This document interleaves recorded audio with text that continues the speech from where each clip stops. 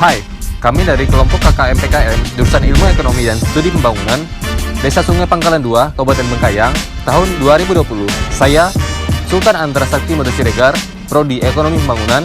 Dan saya Fandi Febrianto, Prodi Ekonomi Pembangunan. Di sini kami akan melaporkan hasil KKM kami dan yang dilaksanakan pada tanggal 10 Agustus sampai dengan 6 September tahun 2020.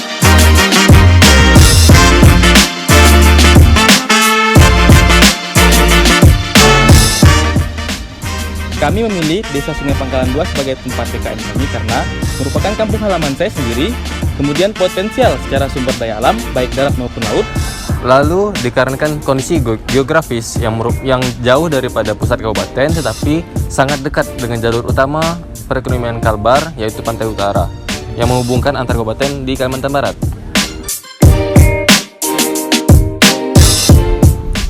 Desa Sungai Pangkalan 2 dibentuk pada tahun 1960 dengan luas 2.574 hektar dan dengan batas di utara dengan Desa Rumanjaya, di selatan dengan Desa Sungai Pangkalan 1, di timur dengan Desa Pawangi, dan di barat dengan Laut Natuna. Jumlah penduduk yang ada di Desa Sungai Pangkalan 2 berjumlah 6.500 jiwa dengan total 4.510 kakak. Kemudian mayoritas pekerjaan yang ada di Desa Sungai Pangkalan 2 yaitu wira swasta dengan penganut agama lebih banyak agama Islam dan mayoritas suku yaitu suku Tionghoa.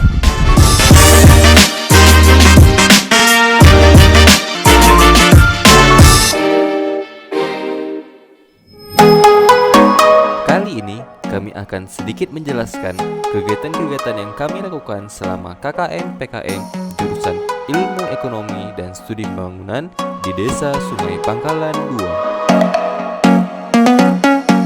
Selama KKM PKM di Desa Sungai Pangkalan 2, kami melakukan beberapa aktivitas.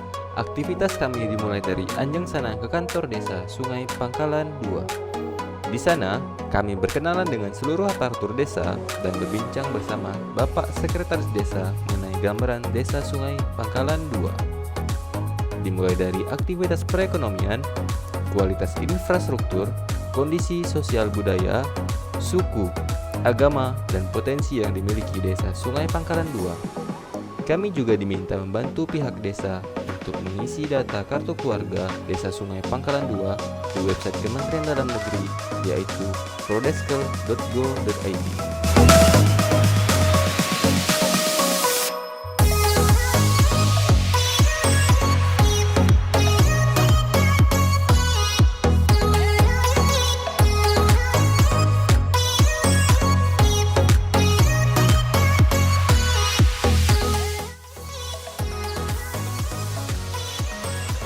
Kegiatan kami selanjutnya yaitu hadir dalam acara perayaan kemerdekaan Republik Indonesia yang ke-75.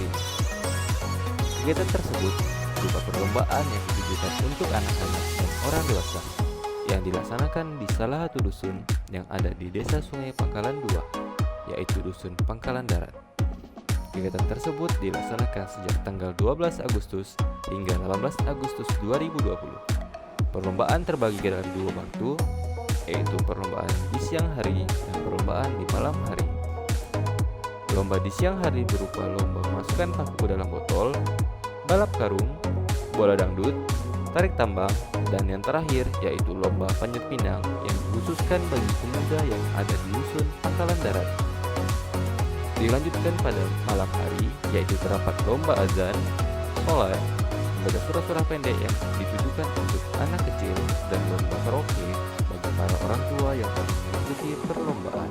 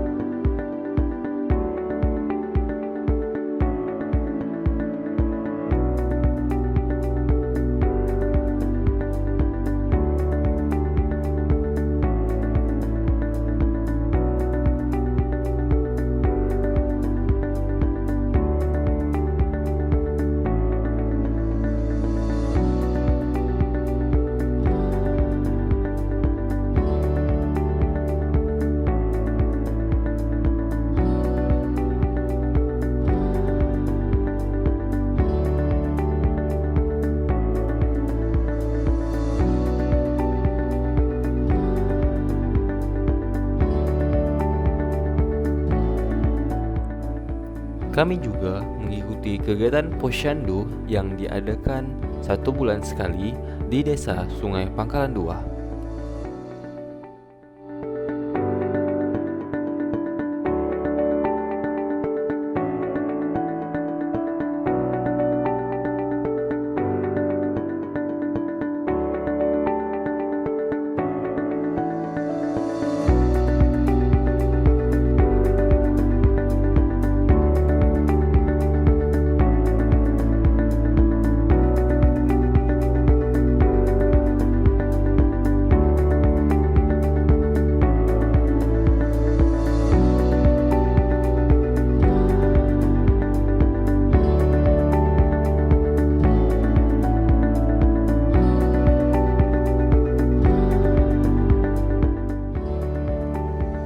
Kualitas infrastruktur di Desa Sungai Pangkalan 2 secara garis besar sudah lengkap.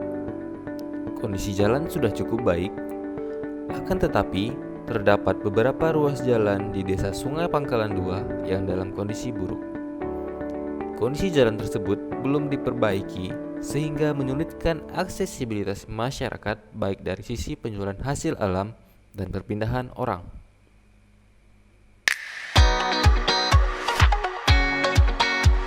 Kemudian, Desa Sungai Pangkalan 2 memiliki sebuah jembatan yang sangat baik.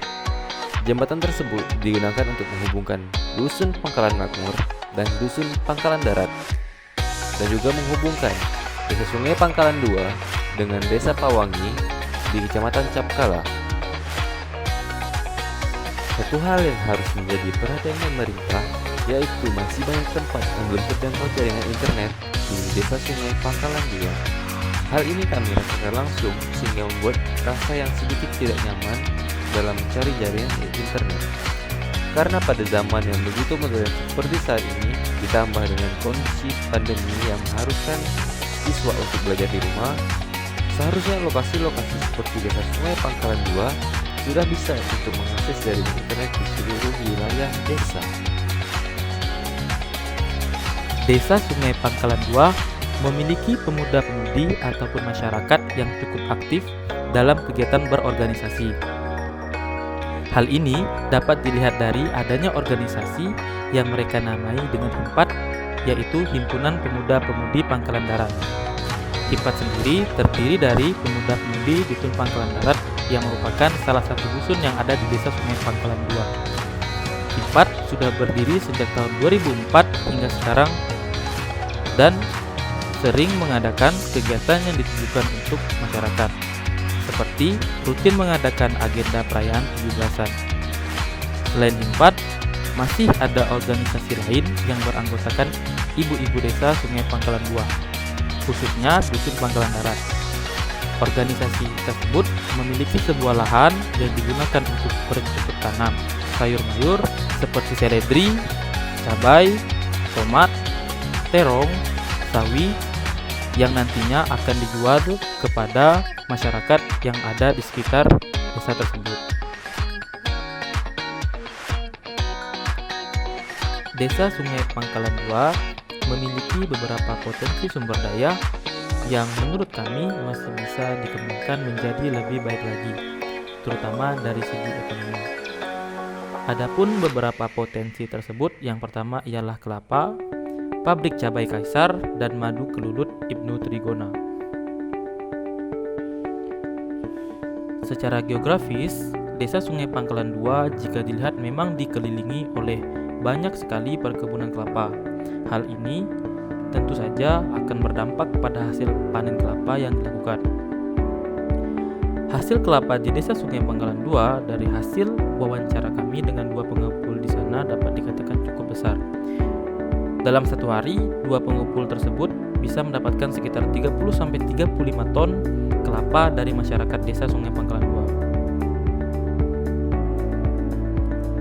2. Dari 2 pengepul yang ada, harga yang ditawarkan kepada masyarakat untuk sekilo kelapa yang dibeli tersebut berbeda. Pengepul A menawarkan harga untuk sekilo kelapa kualitas A yaitu seharga Rp2.300 dan untuk kelapa kualitas B seharga Rp1.600. Sedangkan pengepul B harga sekilo kelapa kualitas A yaitu Rp2.600 dan kelapa kualitas B seharga Rp1.900. Kelapa-kelapa tersebut nantinya akan dipilih sesuai kualitas dan akan diekspor ke luar negeri seperti Thailand, Vietnam, Hong Kong, Jepang, Cina, dan yang terbesar ialah Eropa. Dalam 1 bulan, total kelapa yang dikirim dari 2 pengepul tersebut sekitar 580 ton. Sayangnya, kelapa yang dikirim ialah kelapa yang masih belum diolah menjadi barang jadi, sehingga mengakibatkan keuntungan yang didapat tidaklah sebesar kelapa dalam bentuk barang jadi.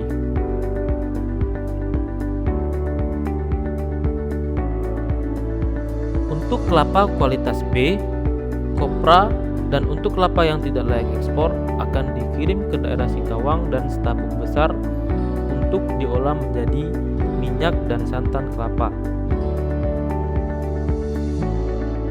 Sebenarnya, hasil kelapa yang besar seharusnya dapat dimanfaatkan untuk diolah menjadi barang jadi, sehingga dapat menaikkan harga jual terhadap kelapa itu sendiri.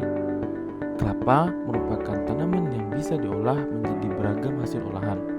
Buahnya dapat diolah menjadi nata de coco, kue, santan kelapa, minyak kelapa, gula kelapa, dan masih banyak lagi. Begitu pula dengan bagian tanaman lainnya. Lanjut pada potensi yang kedua, pabrik cabai Kaisar. Di desa Sungai Pangkalan 2 terdapat sebuah pabrik cabai olahan, yaitu pabrik cabai Kaisar. Pabrik cabai ini sudah berdiri sejak tahun 2000 hingga sekarang. Pabrik ini memproduksi cabai yang diolah menjadi sambal kemasan untuk dikonsumsi. Seperti yang kita tahu, bahwa masyarakat Indonesia memang menyukai makanan yang mempunyai cita rasa pedas. Dan rasa pedas tersebut biasanya didapatkan lewat cabai olahan yang dijadikan sambal. Hal ini dapat dilihat dari banyaknya jenis produk cabai olahan yang dijual di pasaran, seperti supermarket, toko kelontong, atau di pasar-pasar modern maupun tradisional. Adapun proses pembuatan cabai Kaisar adalah yang pertama, cabai segar yang sudah dicuci digiling terlebih dahulu supaya halus. Kemudian terdapat campuran lainnya, yaitu bawang putih yang akan digiling setelah tebal. Setelah itu, hasil gilingan akan dimasak hingga kental, dan jika sudah kental akan dicampur dengan tepung maizena. Apabila proses kedua sudah selesai, maka cabai tersebut akan dimasukkan ke dalam sebuah tong berukuran besar untuk didinginkan. Apabila adonan cabai dirasa sudah dingin, maka adonan tersebut akan dikemas ke dalam botol-botol yang sudah disiapkan dan akan diberi label perusahaan. Jika sudah selesai dikemas, cabai yang sudah menjadi sambal tersebut akan dimasukkan ke dalam kardus yang sudah disiapkan untuk dikirim ke tempat pemesan. Potensi yang terakhir ialah madu kelulut Ibnu Trigona.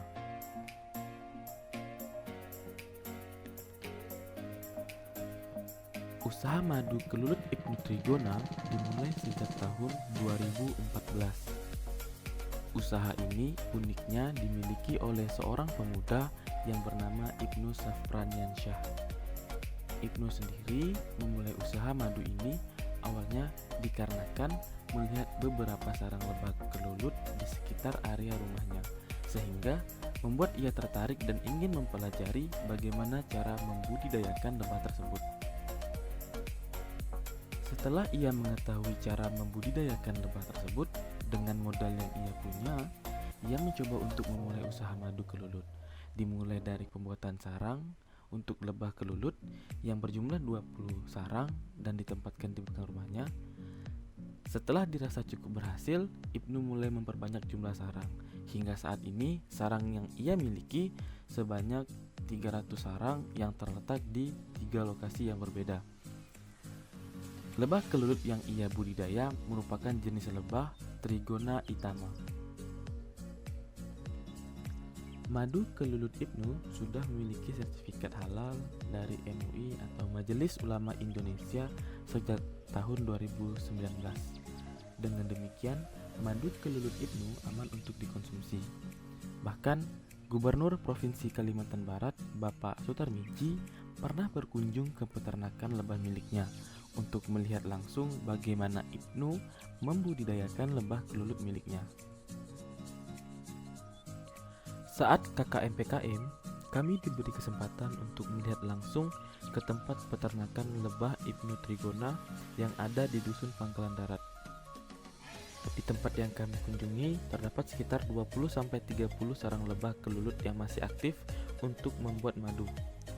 Saat kami datang, memang tidak sedang masa panen, karena menurut Ibnu, lebah kelulut akan kesulitan untuk membuat madu apabila di musim penghujan, sehingga hanya ada beberapa kotak sarang saja yang terdapat madunya.